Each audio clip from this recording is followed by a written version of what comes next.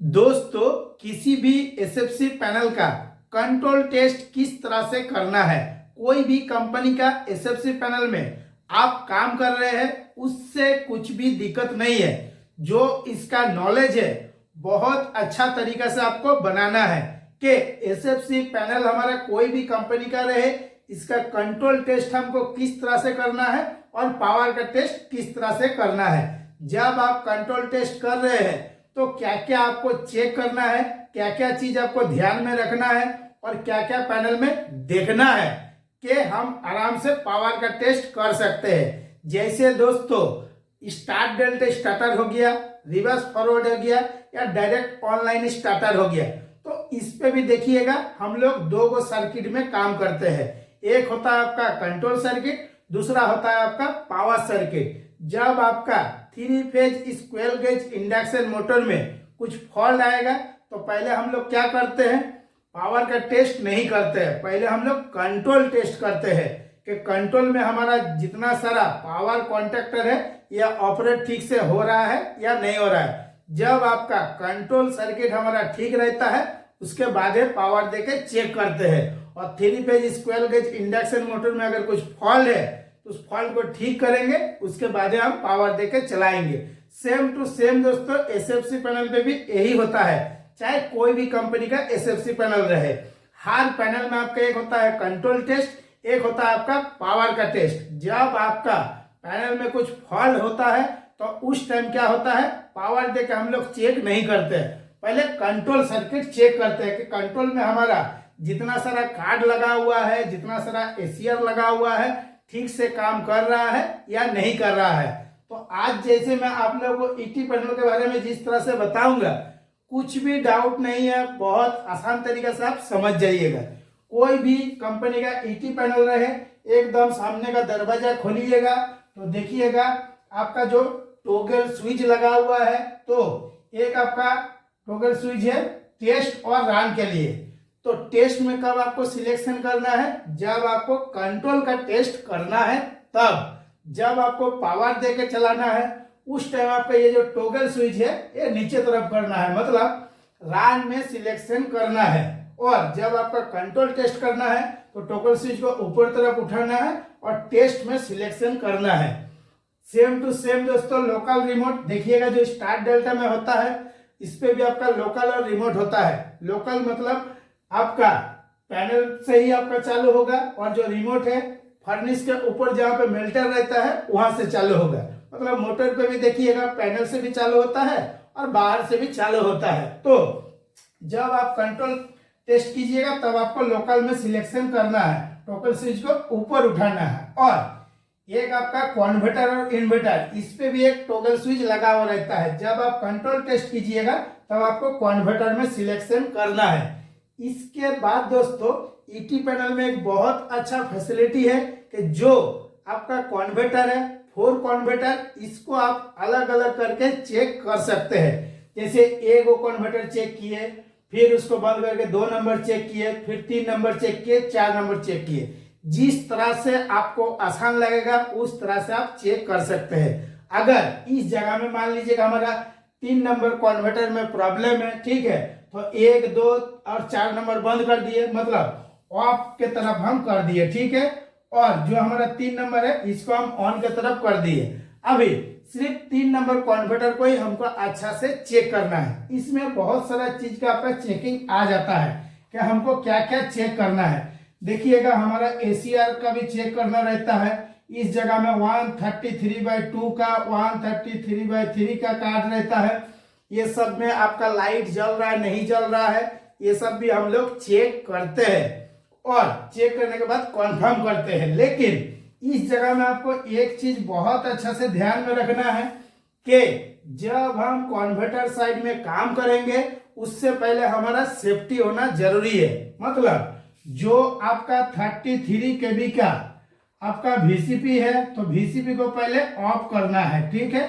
Of करने के बाद आपको काम करना है। ऐसा कभी भी गलती नहीं करना है कि वीसीपी को आप बंद नहीं किए और कन्वर्टर साइड में काम कर रहे हैं। इस जगह में दोस्तों क्या होता है कि जो ट्रांसफार्मर रहता है इसमें तो हम लोग 33 केबी सप्लाई देते हैं, ठीक है। इसका जो आउटपुट है, मतलब ईटी पैनल के लिए दो टाइप के इसमें से वोल्टेज आउटपुट होता है। प्राइमरी साइड में तो 33 का भी दे रहे हैं, लेकिन जो सेकेंडरी साइड है इसमें एक होता है आपका 600 वोल्ट आउट होता है, ठीक है, और एक होता है हमारा 750 वोल्ट, ठीक है।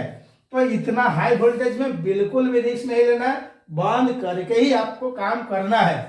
हमेशा हम लोग प्रैक्टिकल में जो काम करते हैं, मैं आप लोगों के साथ प्रैक्टिकल नॉलेज भी शेयर करता हूं। देखिएगा कहाँ पे कौन सा सेफ्टी लेना है इसके बारे में भी बता देता हूं। जब भी आपको पैनल में काम करना है या कंट्रोल का काम करना है तो वीसीपी को बंद कर लीजिए। जब आपका कंट्रोल टेस्ट ठीक रहेगा तभी पावर देकर आपको चेक करना है।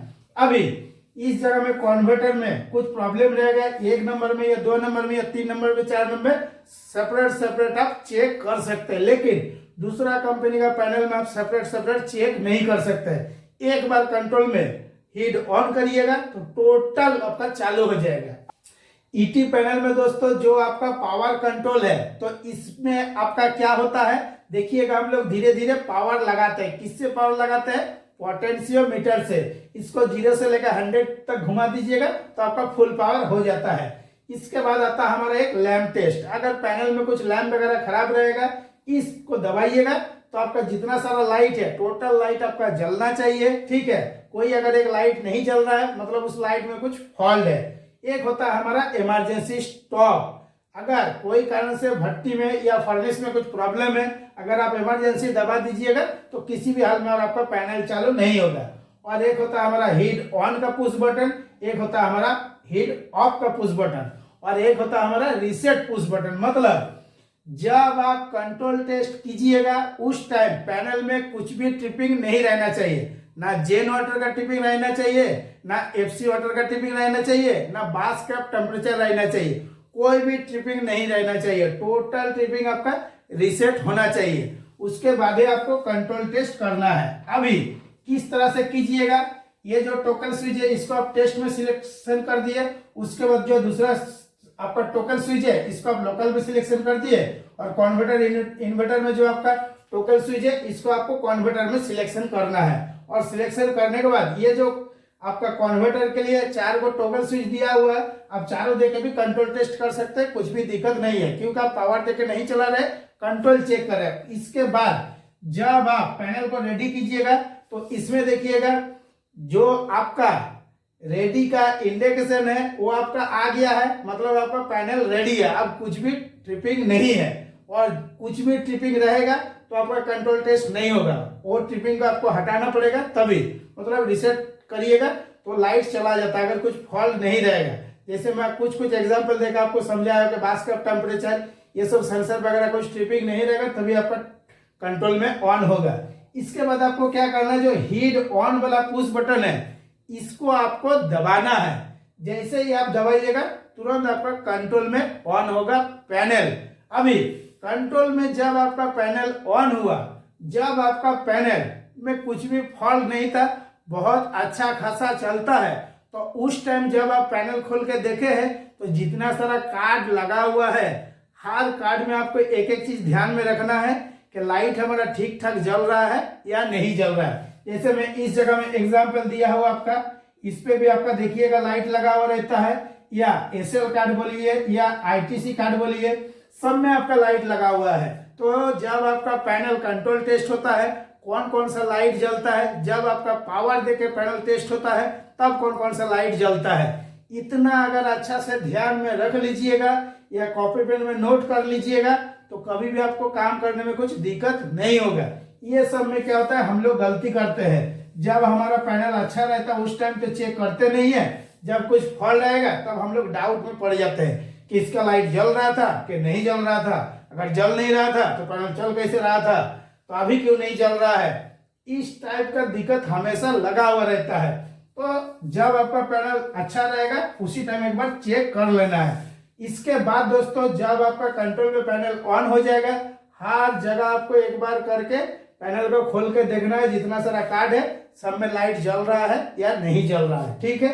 तो ये चेक होने के बाद अगर आपको देख के लग रहा है कि नहीं कुछ भी प्रॉब्लम नहीं है, तो उसके बाद क्या करना है, ये जो टेस्ट और रन वाला टॉगल स्विच है आपको उससे पहले जो VCP है, मतलब जब आप पावर टेस्ट कीजिएगा, कंट्रोल में कुछ फॉल्ट नहीं मिला, मतलब कंट्रोल सर्किट हमारा ठीक है, अभी आपको पावर देके चेक करना है, तो आपको ये 33 का VCP को ऑन करना पड़ेगा। ऑन करने से पहले जो पैनल में आपका कंट्रोल का एक सिलेक्टर स्विच दिया हुआ है, उसको आपको कंट्रोल को बंद करना है। बंद करने के बाद आपको जाना है VCP ऑन करने के लिए, फिर आप VCP को ऑन कीजिएगा। उसके बाद पैनल में आना है। आने के बाद ये जो आपका टॉगल स्विच है, इसको आपको रान में डालना है। उसके बाद आपको पावर टेस्ट करना है, बाकी और कहीं कुछ भी नहीं करना है, बाकी सब सिलेक्शन किया हुआ है। अभी अगर आपका कन्वर्टर साइड में कुछ प्रॉब्लम है तो आपको सिंगल कन्वर्टर में सिलेक्शन करके चेक करना है, ठीक है। और अगर दूसरा कोई प्रॉब्लम है तब भी आप आराम से चेक कर सकते हैं, काहे के आप जब कंट्रोल टेस्ट किए थे उस टाइम कुछ भी फॉल्ट नहीं था, तो बहुत आसान तरीके से आप पावर टेस्ट भी कर सकते हैं। लेकिन पावर टेस्ट करने का टाइम क्या होता है, हम लोगों को थोड़ा सा डर लगता है, क्योंकि इतना ज्यादा हाई वोल्टेज रहता है, इसीलिए। तो जिस तरह से दोस्तों मैं आप लोगों को कंट्रोल टेस्ट के बारे में बताया हूं, इसके ऊपर और भी कुछ डाउट रहेगा तो हमको कमेंट जरूर कीजिएगा। अभी जब आपका पावर का टेस्ट होगा उस टाइम भी वही सेम है, पैनल में कुछ भी आपका ट्रिपिंग नहीं रहना चाहिए। फिर रीसेट करके उसके बाद आपको पैनल को ऑन करना है, मतलब ये जो हीट ऑन वाला पुश बटन है इसको दबा के ऑन करना है। और ये जो पावर कंट्रोल वाला पोटेंशियोमीटर है, इसको धीरे धीरे आपको पावर देना है। लेकिन उससे पहले भी एक हम वीडियो बनाकर आप लोगों को समझाया है कि जैसे ही आप पैनल को ऑन कीजिएगा तो उस टाइम सीधा मल्टीमीटर लेकर आपको क्या करना है, AC शेयरिंग वोल्टेज आपको चेक करना है कि कितना कितना आ रहा है। AC शेयरिंग वोल्टेज आपको इन्वर्टर में ही चेक करना है। जब आप इन्वर्टर में AC शेयरिंग वोल्टेज चेक कर लीजिएगा तो बहुत आसान तरीके से धीरे धीरे आपको पावर देके भी चेक करना है। इस तरह से अगर आप काम कीजिएगा तो कभी भी आपको कुछ भी दिक्कत नहीं होगा। तो दोस्तों आज के वीडियो के लिए इतना ही। नमस्कार, जय हिंद।